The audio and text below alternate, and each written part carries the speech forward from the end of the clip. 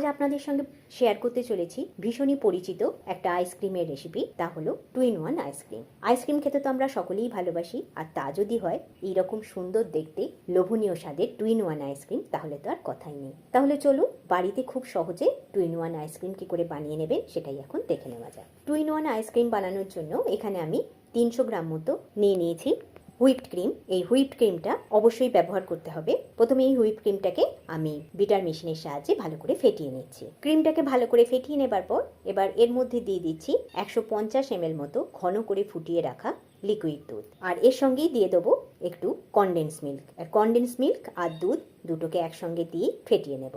এবার দিয়ে দিচ্ছি 3 চামচ মতো গুঁড়ো দুধ। এই গুঁড়ো দুধটা দিলে টেস্টটা আরও সুন্দর হয়, সেই জন্য আমি ব্যবহার করছি।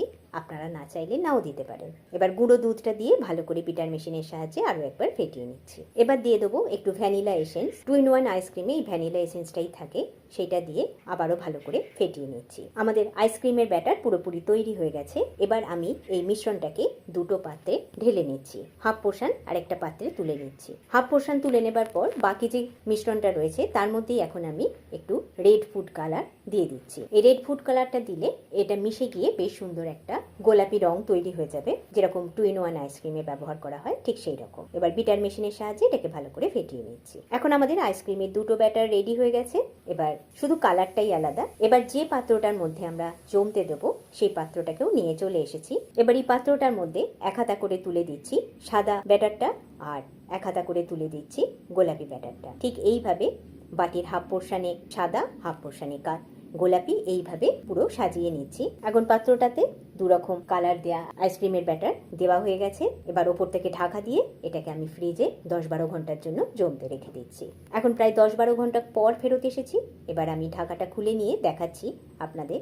দেখুন কতটা সুন্দর জমেছে আমাদের 2-in-1 আইসক্রিম। স্কুপে করে আমি তুলে দেখাচ্ছি, দেখুন কতটা নরম হয়েছে।